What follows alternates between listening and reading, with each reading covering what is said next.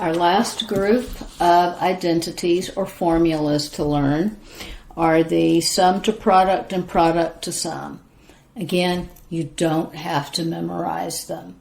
You just have to be able to use them, know when and how to use them. So, and you'll have your formula sheet on test day. Our learning objectives: compute exact values and verify identities. Here they are listed for you. Here they are listed for you. So let's go ahead and just jump right in and do some examples. You don't need me to read them to you because we're going to use our sheet. Start with cosine of 11 pi over 12. Example 1. A cosine 11 pi over 12 times cosine of pi over 12. So I look at my formulas here, and I'm looking for something that has cosine times cosine. Well, here it is. Cosine A times cosine B is equal to 1/2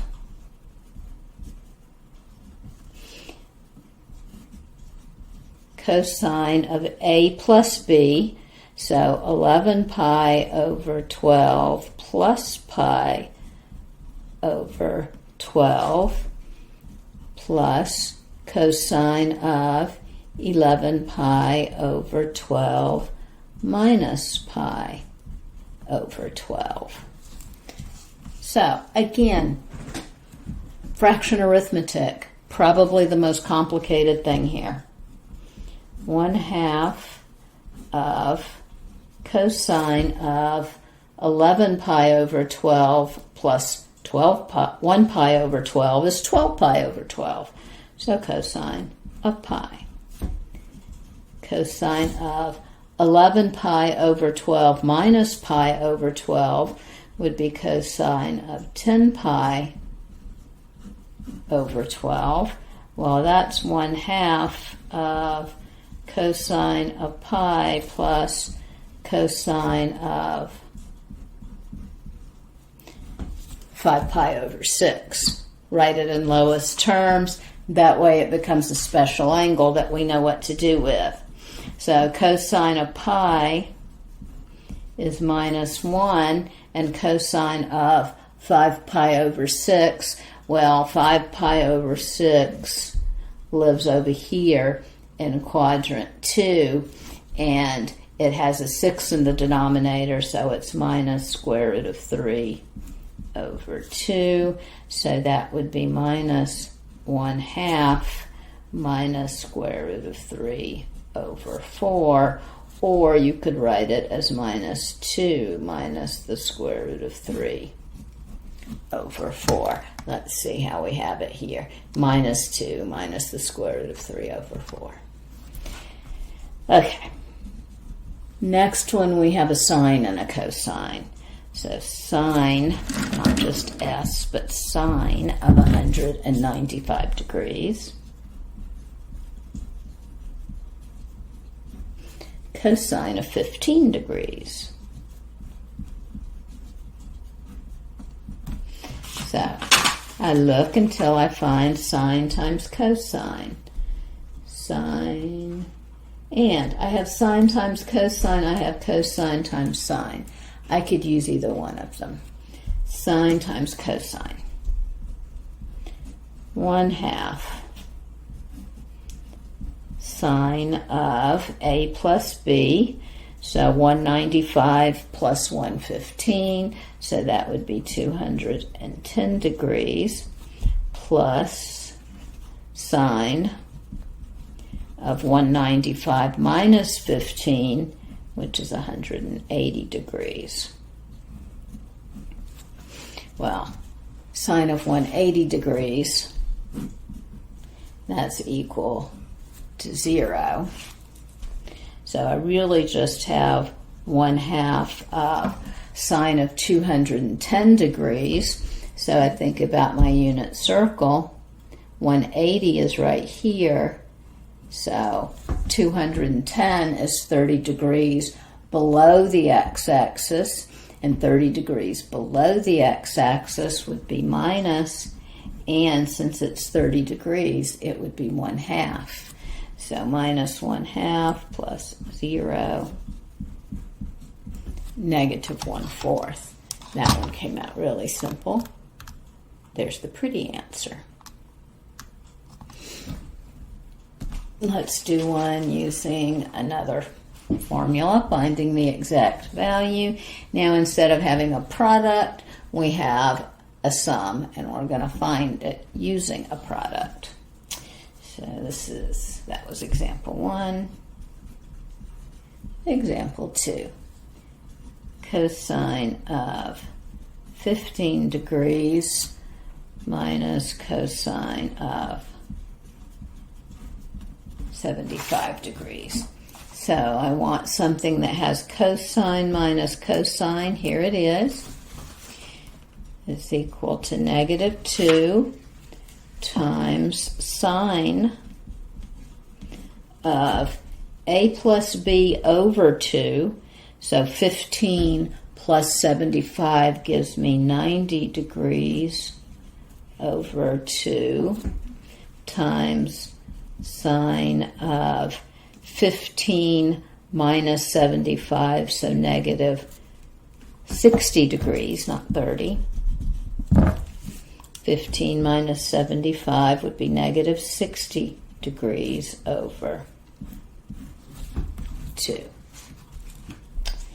So, negative 2 times sine of 45 degrees times the sine of negative 30 degrees.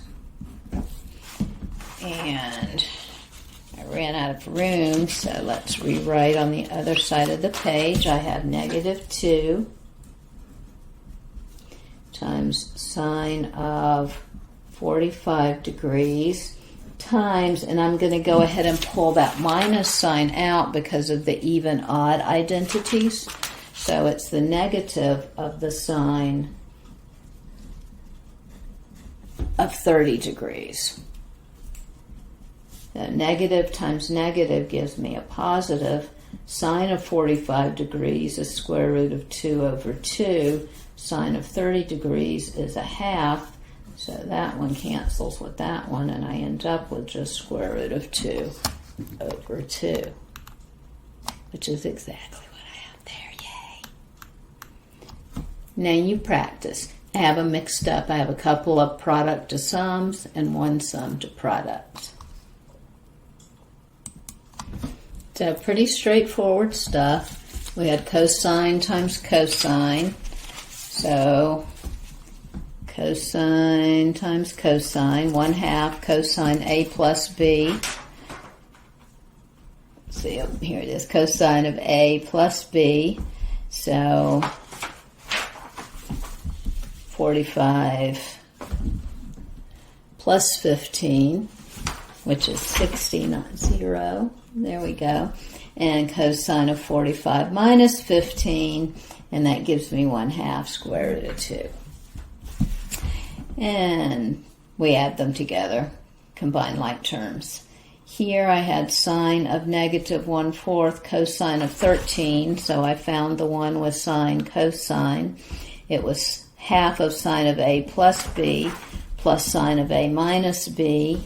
Wrote them in lowest terms, did the arithmetic, got the answer. This one I had sine plus sine. So I used 2 sine of A plus B over 2 cosine A minus B over 2. And I ended up with sine of pi over 4 cosine of negative pi over 6. And I got square root of 6 over 2. Again, you can check your answers on those, not on test day, but for your homework you can. Let's verify some identities. So I'm going to start with the complicated side. Example 3. I'm just going to write it down. Cosine of 4t minus cosine of 2t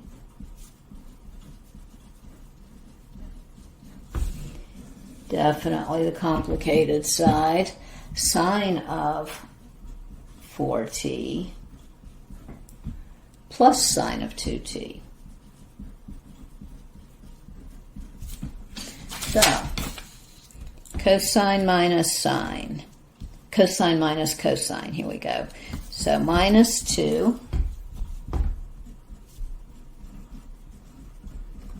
times the sine of a plus b over 2, so 4t plus 2t over 2 times the sine of 4t minus 2t over 2. All of that over. This time I have sine plus sine. So sine plus sine is right here. 2 sine, then cosine. So 2 times sine of 4t plus 2t over 2 times cosine of 4t minus 2t over 2, not t. So, I love it when things cancel. The 2's even cancel. Still have the minus, and I have sine of 4 minus 2 gives me 2 over 2 is t over cosine of t, which is tangent of t, and don't lose your minus sign because then you wouldn't get the happy check mark. There's the pretty answer. Here's a couple for you to practice, then we'll compare. And just a warning, these don't necessarily require product to sum or sum to product. These are going back over everything we've learned, so anything is fair game for these identities. Yeah, I picked easy ones. Those were review verifying identities. So the first one I just wrote, let's see, cosecant squared as, let's see, oh no, I started with the right hand side. I wrote cosine of 2 theta is cosine squared minus sine squared, so I needed to go back to the double angle for that one, over sine squared. I divided it into 2 pieces, cotangent minus 1, and then I had to think about Pythagorean identity that says cosecant squared minus 1 is cotangent squared, so I get cosecant minus 2. I'm good. This one was even easier. All I had to do was write cotangent and tangent as sine and cosine, or you could have written tangent theta times 1 over tangent theta and just use the reciprocal identity for cotangent. Either way, you get 1 minus cosine squared is sine squared. So that was your little gift for the day. You've learned all of the identities. Next, we'll learn to solve trig equations. Fun stuff.